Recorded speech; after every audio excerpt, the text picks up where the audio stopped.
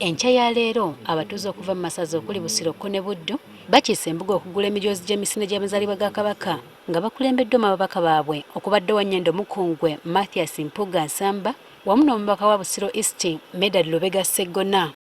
Mu nsisinkano eno Katikkiro mwasinzidde okusaba bannabyabufuzi naddala abakulembeze okwewala okukola okusalawo mu busungu ssaako n'okwemanyiza enkola y'okukkaanya. Buli kikunyiiza kirimu essomo. Oluusi kikuyamba okutegeera oyo akunyiizizza. N'Omuganda aga nti erokanga n'etonnya. Omuntu anyiiga n'ayogera ebigambo n'oga n'oyo ayogedde bino. Ono wa Nyendo Mukungwe yayogedde bino. Gambadde simutegeeranga n'omutegeera. Ono era abasabye obutatwalibwa busonga butonotono ne bava ku mulamwa ogw'okulwanira ekiruubirirwa kyabwe ekinene. Emirundi mingi tubaako kye twerekereza olw'ekiruubirirwa ekirala ekinene. Kakati mu byobufuzi twagala ababirimu nga bakkaanya ekyo kiruubirirwa kikulu. Anti batakkaanya ffe abakulembeze ffeffe tufiirwa.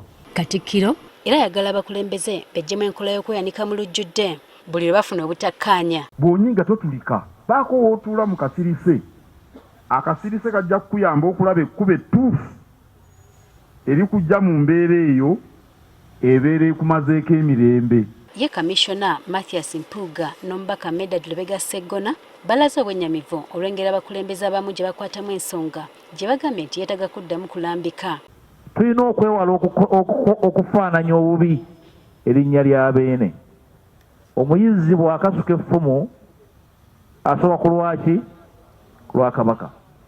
Ffe abakulembeddemu bannaffe tulina okubeera abamalirivu era abategeevu era abalabufu okumanya nti Buganda tefaananako walala. Waliwo ebitundu ng'obukulembeze si kya nsonga. Tusaba Katonda atuyambe okuddamu okuzimba omugigi ogw'abantu abatakoma kuwulira naye nga bawuliriza ate nga bawuliziganya.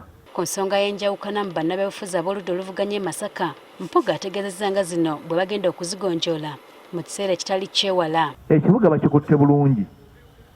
Ebirumira ebirimu byebyo omuntu yenna omwegendereza by'ayina okwesittala ng'abisanze n'abitereeza.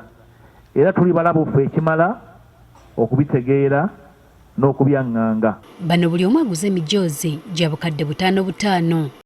Jennifer Kabale, Agafeeyo ku Spark TV.